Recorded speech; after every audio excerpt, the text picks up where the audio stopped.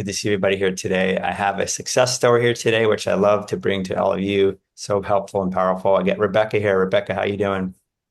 I'm good. How are you? Very good, very good. We were just talking off air for a moment and how I love these success stories because it's the culmination of your own journey, right? And your own work in this area to get back to where you want to be. So I'm going to turn it over to you and have you share your story.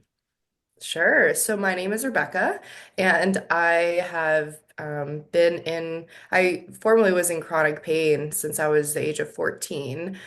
So when I was 14, I developed irritable bowel syndrome, and I was having a lot of digestive issues, to the point where I was restricting my food a lot.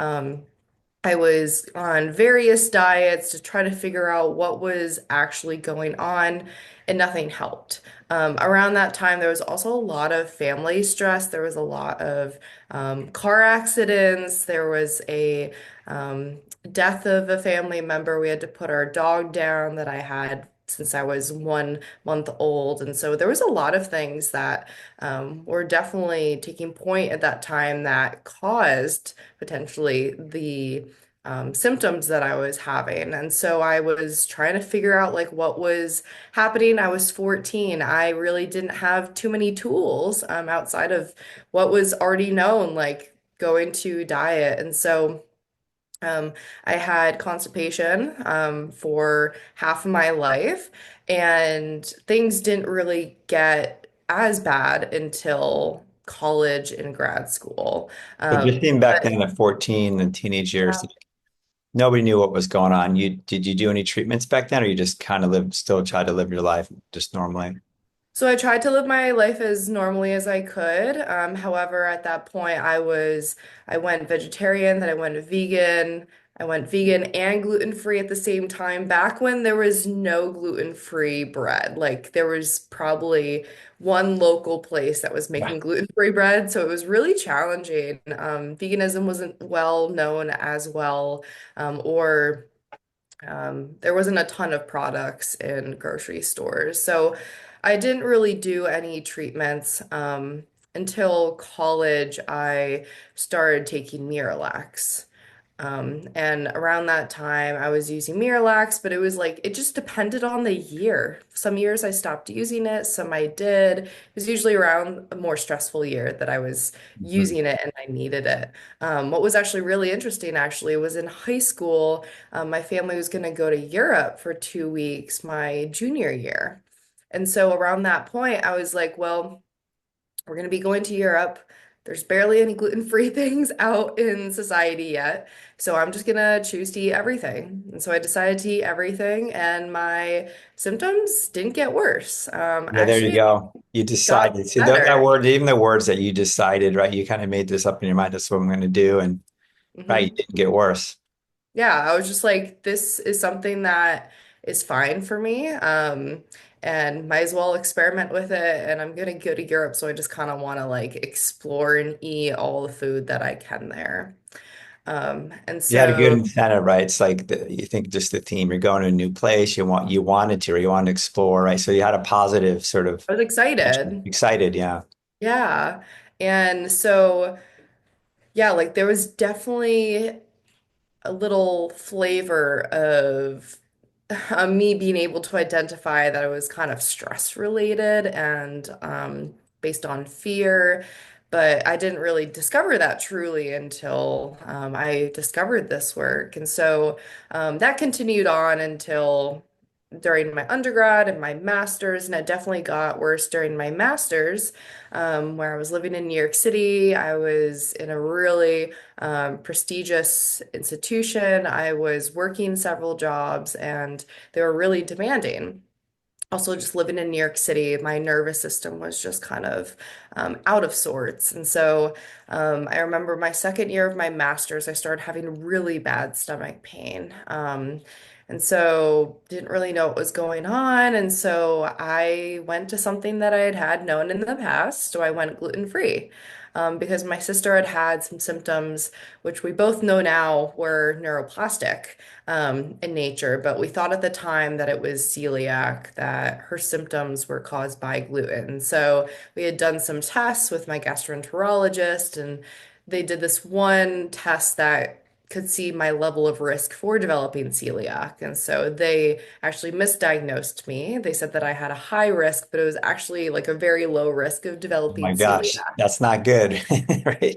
Yeah, and it was like the BRCA gene. Like it's not Mm. currently like what's going on, it's just your risk over time. And so they were like, well, we're just diagnosing you with having celiac at this point because of your symptoms. And so I went gluten-free and it didn't really improve anything. And so then fast forward a little bit, I graduated during 2020 during the pandemic during a really challenging time.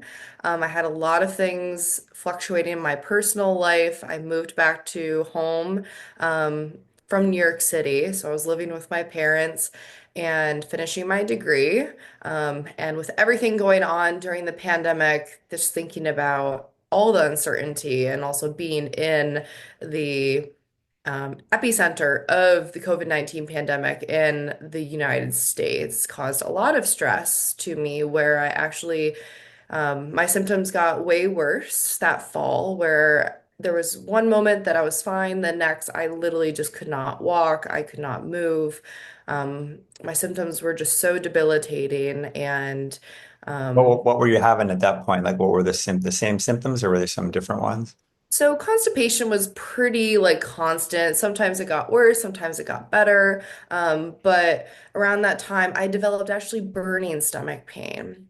Mm. And so I was like limiting all the spicy foods. I was like barely drinking coffee, no alcohol. I was really limiting my diet. And so at that point, we actually did a couple tests and we found out that I did have gastritis.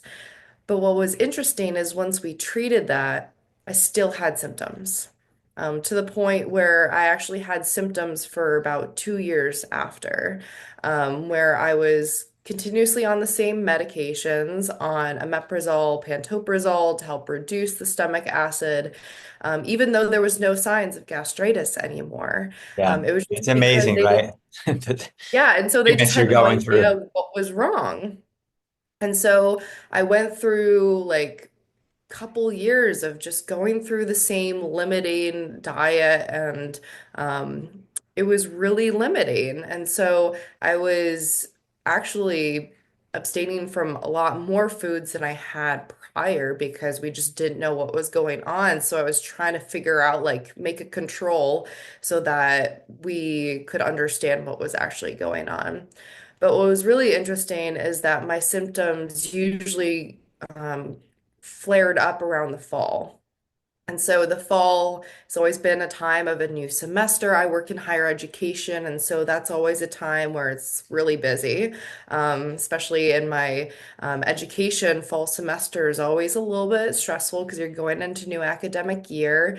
And around that time of year is when a lot of difficult things have happened in my life, such as family losses. My dad getting in a car accident when I was younger, when he was running, and there was just a lot of things around the fall semester that definitely brought up some stress for Yeah, so me. you're And so, highlighting, just a little ding in the bell, highlighting the fall as being a trigger, right? And there's past things. We always talk about the past being important, and the brain remembers everything, right? So the fall has some kind of connotation to it, right? Plus, it's time, present moment stress, right? Maybe you've gone back to school, or so. Yeah, so that's a time of year your brain was acting up more. yeah, yeah, absolutely.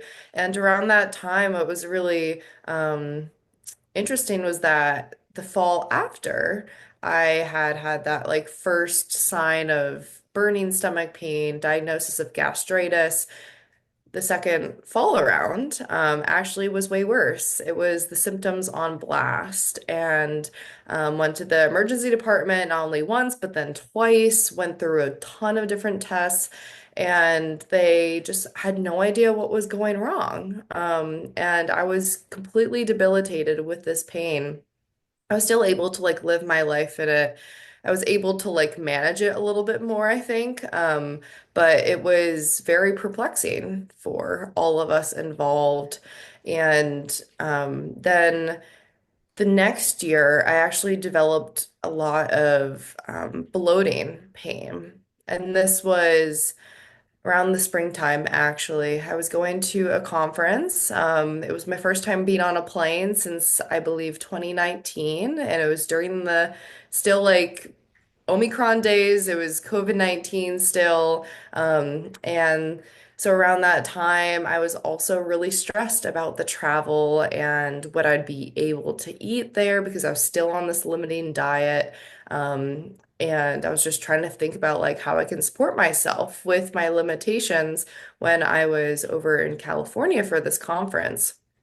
And so around that time at the conference, I was having this really bad bloating pain, to the point where I thought like I actually had something really wrong. Like I had like a weird stomach bug or I had no idea. So I thought that it was actually something that was really worrisome. And you at this And point in where we are now, you hadn't had any exposure to mind body. You were just still, or had you had any exposure at that point, or So, not really in this field. So, I am in the field of health promotion and public health. And so, during my education, I learned all about adverse childhood experiences and how stress can impact illness. Um, and I always knew that there was a mind-gut connection. I even did a ton of research on it, but I was like, well, I can't reduce my stress. My life is just stressful. I didn't really see the way that I could actually improve. Like, I was doing yoga every day, I was meditating, I was going to therapy for over a decade. Like, I thought I was doing everything, and it was just going to be something that I couldn't have a control over. But yeah, I hadn't really had exposure until the year after this. okay, interesting. Yeah, so it's interesting to see where you were in your mind at the time. So you're in California, things are really flaring up. Mm-hmm. What happened? You went to the doctors there, or what did you do? Or No, so I actually just called our doctors on call, and they were like, just take Gas X, and I took Gas X, and it helped after a couple days. But I think it was one of those things where it was my mind. I was getting more relaxed. It improved when I took some time off the conference. I was in the hot tub, like I had time to relax.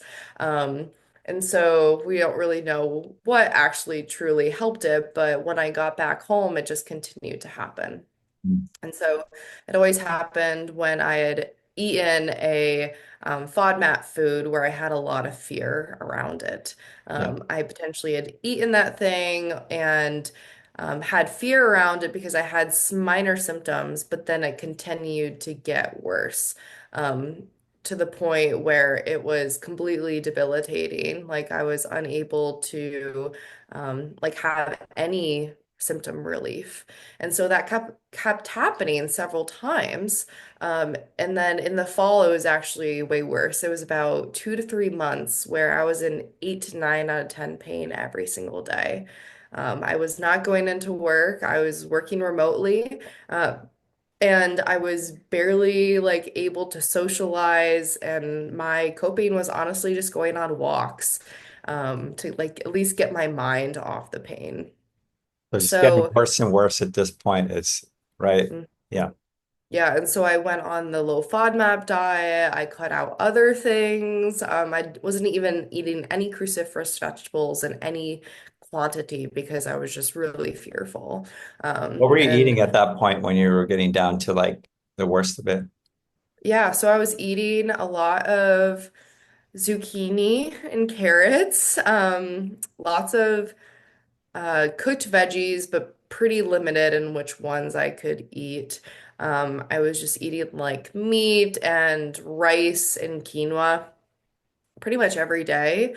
I was not even eating like dairy, so I was having like non-dairy yogurt or lactose-free yogurt. I would have breakfast sandwiches, but at that point, I don't think I was even having cheese. So I was very bland, very strict diet where I don't believe I'd gone out to eat for about like a year. Wow. And you can, like you said about fear, so there's always an emotional component to these conditions. And right? You can imagine, right? And tell the audience that how much fear, right, or worry, anxiety you had about, right? Because you were so strict, right, about eating these other foods. Mhm. Yeah, so the fear just perpetuated the symptoms because every time I'd have fear before, even after, or even during eating something, it would cause symptoms. Um, And so I just kept on being in this limited diet because my doctors were like, this is the only way out. This is the really only thing that we know of. And I just was on so many supplements. I was spending so much money.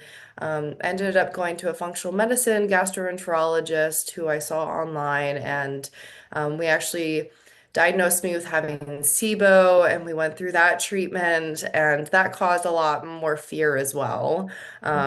But the treatment did help a little bit, but the symptoms just continued to come on.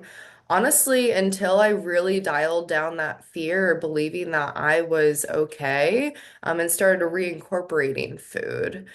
Yeah, Um, which we'll talk about more, but you're starting to already talk about just two things already. You talked about change in belief and dialing down fear and then exposure, right, to the very things that you're avoiding.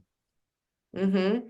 Yeah, and so after that fall, things like, as I mentioned, continued to flare up.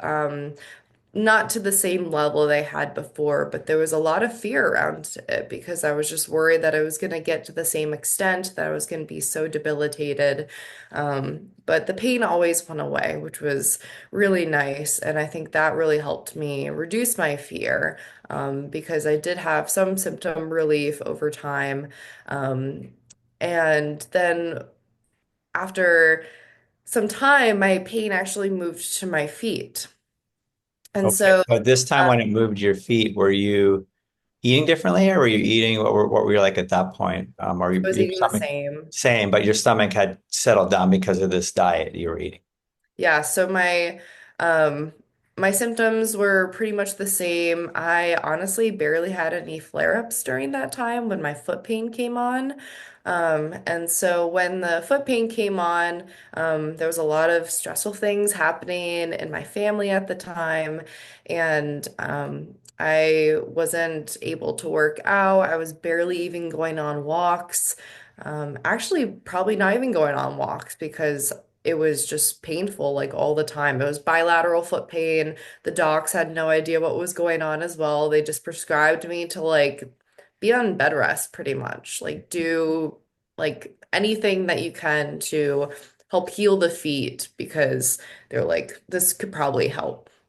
So I You did had that. no injuries when it started, right? No. No, so what I actually thought it was, I went to a couple concerts on a hill outside.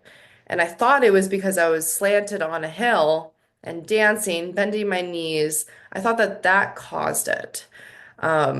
But we all know that it wouldn't have lasted that long. Yeah, it's amazing how we just, and again, highlight to the audience how we just always go physical. Hmm. Our brains just immediately go physical. Even like sometimes I get people telling me stuff, it makes no sense. I'm like, think about what you just told me. How does that hurt you? Hmm. Our brains are so accustomed and learned in society and medicine too. It's all physical, isn't it? Hmm. Yeah, and I was like, we're all born into a biomedical model at this point. And Yeah. I think now what's really awesome is there's more awareness of the mind-body connection. But of course, we always go to the physical. We're worried that something actually structurally is wrong. And they found that nothing structurally was wrong, but I kept on doing the same thing, trying to rest as much as I could. I had compression socks on my foot. I Mm. got brand new orthotics to put in my shoes to help. And I was elevating my feet all the time. I was icing them. And it was really debilitating. And so around that time, my stomach symptoms kind of like stopped, because the focus wasn't on the stomach. It was really just on the feet and what was going on there. Yeah. Yeah, Mhm. exactly. And how long was the foot pain going on for symptoms?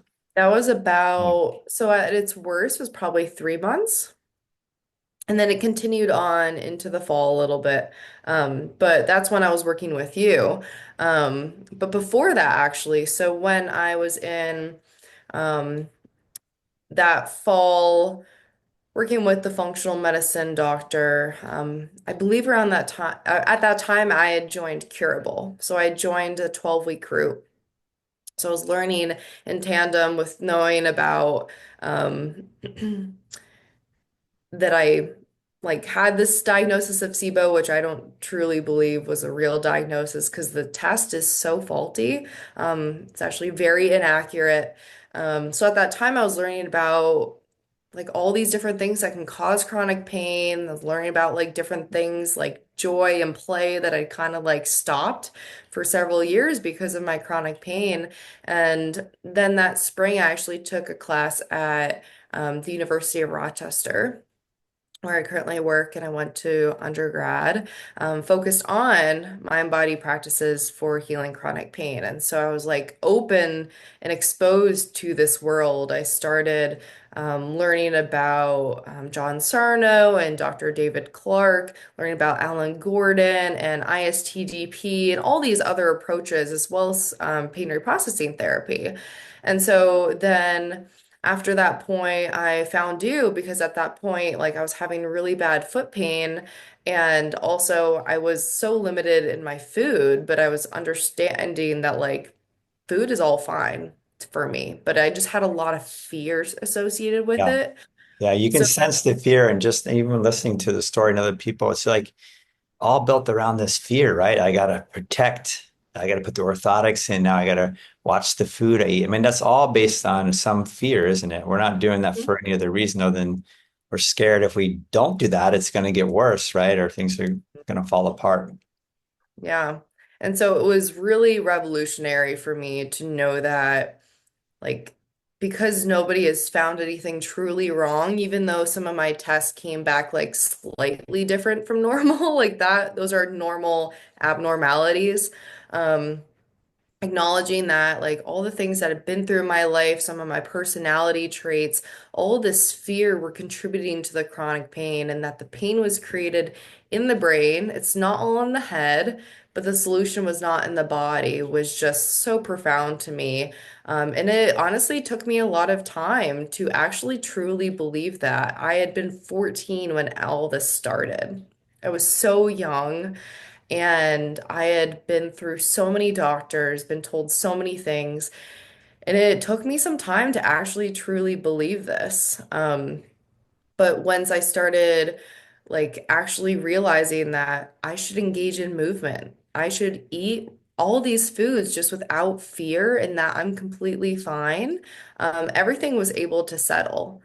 How did you, just so the audience knows, how did you, so do you tell the audience, how did that shift, that fear? Was it around your, was it your belief now? Or how did it be? Because you know, you started probably engaging when you did and started engaging and eating and, right, changing how you approached your foot. So did you have fear coming up? Did you have more symptoms coming up as you did the exposure? Or Yeah, I would say yeah, there was definitely some um, extinction burst there with me. So when I was engaging in movement, especially I was reducing the fear. If I go on walks and it was a longer walk than normal, or I'd been on the elliptical for longer and I had fear around it, like I even know to this day when I got on the elliptical and was on there for more than the time that I had before and fear started, pain always came after, which yeah. was really honestly cool to see because then I'd been on an elliptical for the same amount of time other days and had no foot pain.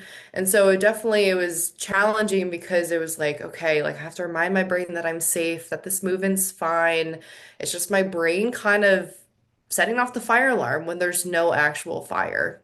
Yeah, that's it. And I think that's so important to understand for people listening. It's like, again, we don't believe our brains do this. We don't believe that fear, anxiety cause this on our bodies, but it does. And it's protective, right? So it's giving us the symptom. I always tell people the symptom's actually protective, which also blows people's minds because we think it's harmful.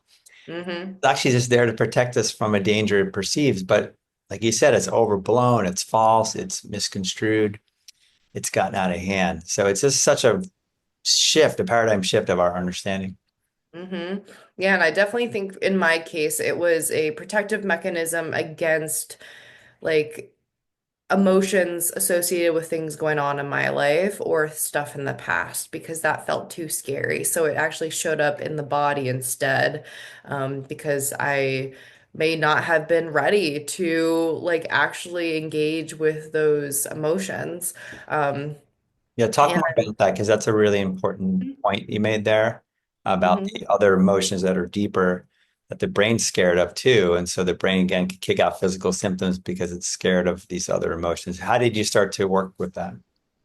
Yeah, so I think really learning about everything incurable. Also, I began journal speak. I learned about Nicole Sachs' work.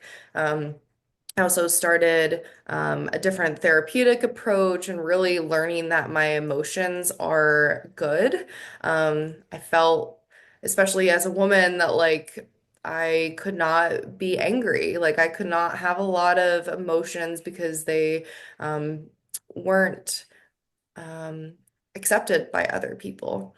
And so I felt that I had a lot of pent-up anger and sadness and a lot of shame.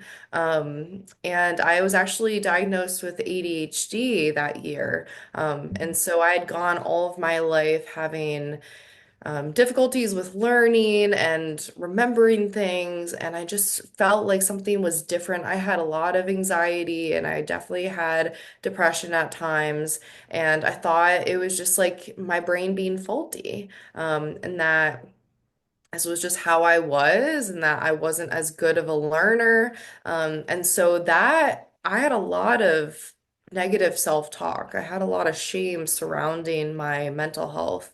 And so getting that diagnosis, I was like, this makes so much more sense. So it helped to kind of get rid of the shame and the stigma that I had like mental health issues all my life. It helped to paint a little clearer picture. Right. Um, but like really leaning into these like knowing that I don't need to push down my emotions, that I should feel these emotions, that they're safe, that they are okay to feel, and doesn't matter who likes them or not, that they're important to feel. And I don't think that a lot of my life I really took time for that because my life felt so stressful that going to the next thing to focus on survival felt more productive than sitting with a feeling. Yeah. So you started to move towards your feelings more, right? You started to understand emotions are normal, they're healthy, they're good. So it sounds like you started to move towards them, right? In what ways? You're trying to express them more or feel them more or open to them more? I say all of those. Yeah. So through journaling, really going back and just, and also with ISTDP, that type of therapeutic approach, really leaning into feeling all the feelings, especially those that have been repressed, understanding where I've been intellectualizing too much or like stepping into my defenses, like humor or a variety of different things, such as intellectualizing. Um, but I also, yeah, like started speaking up more, like listening to my needs and communicating that with others because for a while I felt like a doormat. Like my emotions, my needs, my feelings were not going to be valued. So I kind of um, came out from underneath and was able to communicate things more clearly. Yeah. You started to shift, right? Your way you dealt with these emotions and also putting yourself first, right? And your needs were important. Like the hmm doormat versus just taking a beating or putting everybody hmm else's needs first. Such a common hmm personality, right? We see with these conditions. hmm Yeah, and I felt like a major empath all my life. I've always felt like I wanted to take care of others and that I came last. And in my role, I found with all the different research that I've done that taking care of yourself, being kind to yourself, all these wellness practices that you engage in actually are not selfish at all. They're incredibly selfless, that they've actually been shown in research to help with all of those things. And so at that point, I just had no idea. I felt like I was focused so much on others that I didn't really deserve the time and attention Yeah. that I gave others or that others um, gave me. Yeah, right. And that's like it is right, a belief and a pattern and a program that you learned, Hmm right, to shift that around and realize, wait a second, actually, the opposite's true.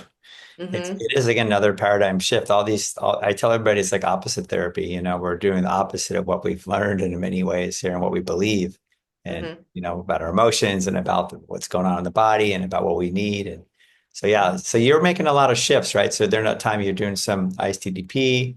I know we worked a couple sessions. You did the curable. You did some journal speak. So what was this process? How long was the process taking you to see some changes? I would say, honestly, when I started Curable, I started experiencing some changes. But really, when I started believing that I was okay, like around the time that we met, it took several months to acknowledge that the foot pain was actually like nothing wrong, that I was fine, that I could engage in movement. There was definitely a lot of fear surrounding that, but it was easily changeable after a couple months where I was like, this is not actually something bad. Like at this point, anything that was structurally wrong would have been solved and had healed at this point. And Yeah, so so, your beliefs, so you're highlighting again for the people listening, what I'm hearing is belief shifted. I'm mhm, okay. Nothing's wrong with my foot, right? So mhm, all that then started building your confidence, which reduced your emotional fear or mhm, anxiety. So that was emotional state was a lot of fear, right? That was mhm. driving the foot pain. hmm Yeah, and so I think the work with you like focused on graded exposure, like getting into movement slowly without fear was really helpful. And then with food also like just thinking about something that I could get from the store that I've really missed and at least just like putting it in front of me, like putting it on a shelf, and then slowly having things bit by bit so it didn't feel so overwhelming to the point where I actually couldn't reduce the fear. And so that really helped, like reintroducing dairy, reintroducing tomatoes, spicy food, to the point where now, over a year and a half or 2 years later, I have no food restrictions. Yeah, it's amazing. It's amazing. But it's a Yeah. process for people listening, right? It took you some time. We do have to retrain the brain, really. The brain becomes, like you said, very protective, very cautious. It's learned. Mhm. And when if there's anything around danger and threat, of course the brain's going to hold on to it longer because it's like, wait, this is for your survival. Even if it's wrong, it doesn't matter. So it took you some time, but yeah, how did you deal with the fear? So when you're eating these foods with the great exposure, did you get a lot of flare-ups, fear flare-ups, or was it not too bad? Honestly, not really. And what was really cool was when I started incorporating gluten about, I think this was sometime last summer in the fall, I had no symptoms. To the point where I actually was eating gluten every single day, sometimes several times a day, and I had no bloating. Like I had barely any symptoms, to the point where it had been several months, and I was like, I don't have any symptoms. I had some symptoms here and there, like I remember I would get some like bad indigestion and some things here and there, but nothing ever chronic. And that was really amazing to see that I can eat everything and I can be fine. And even if some symptoms come on here and there, I know that it's not going to be forever, like it had felt like it was before. Yeah, so your confidence, right, rose, your hmm fear reduced, right? And that's what happens, right? Is you start eating more, right? And you start, oh my gosh, I can actually, right? Your belief and your confidence shoot up all day, hmm which helps you even more. hmm That's like this, the ball's moving in the right direction. Exactly.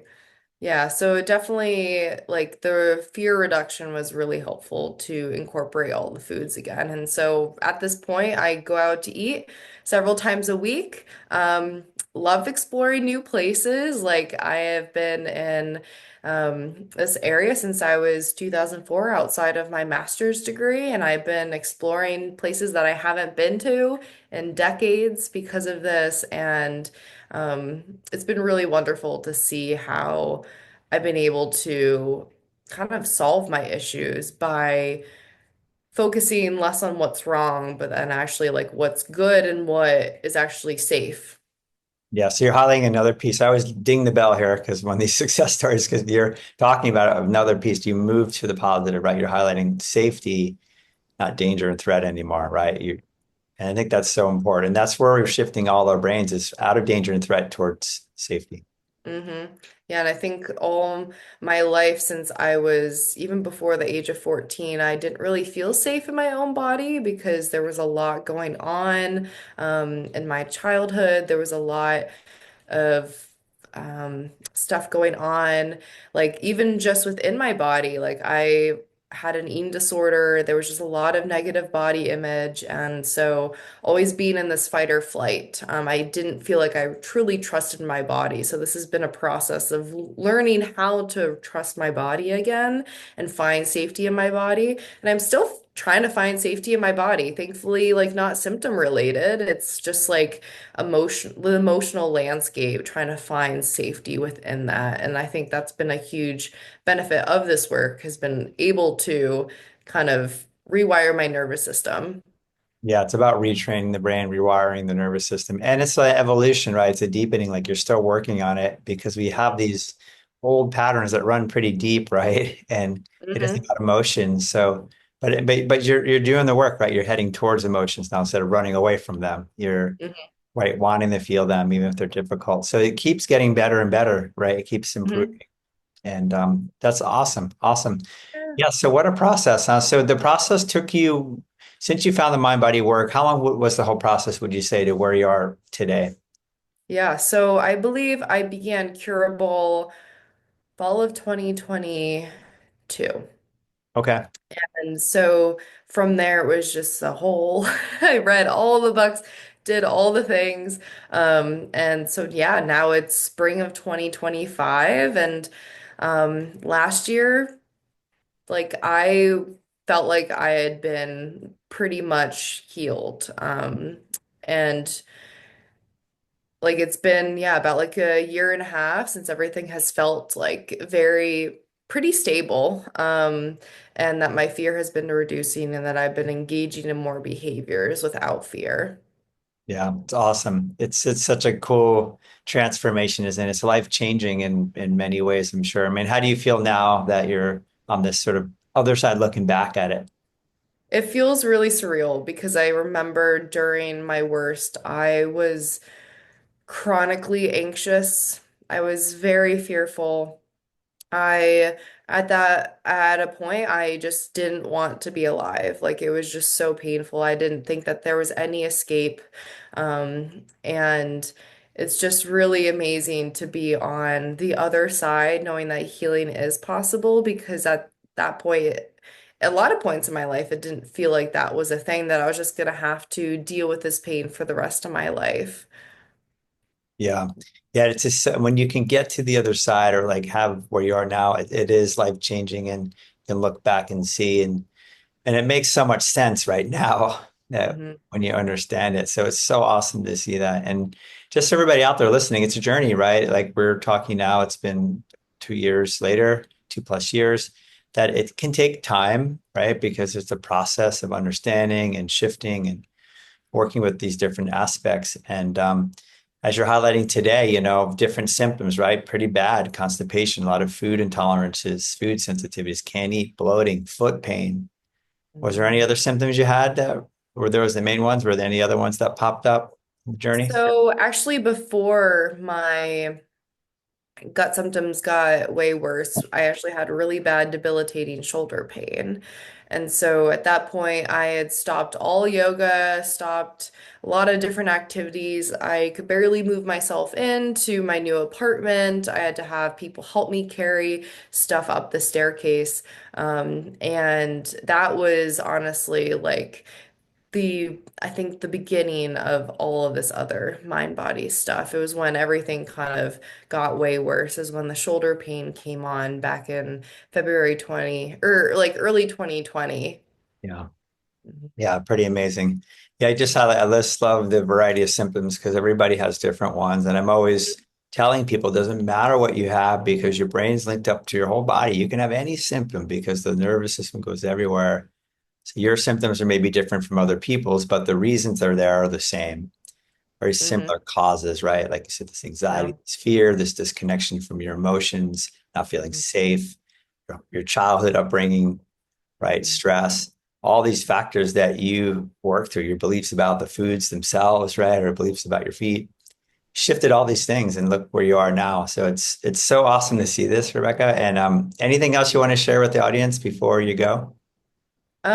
Just like if you're experiencing any chronic pain issues, especially digestive issues, always happy to chat. Like, I think it's specifically with digestive issues, it feels um, less easy for some reason. There's a lot of different things that go into it. There's um, tons of different foods. There's a lot of fear mongering. There's a lot of diets. There's a lot of supplements. There's a lot of tests that are all, some of which aren't actually very accurate. And I think it's definitely challenging if somebody experiences irritable bowel syndrome.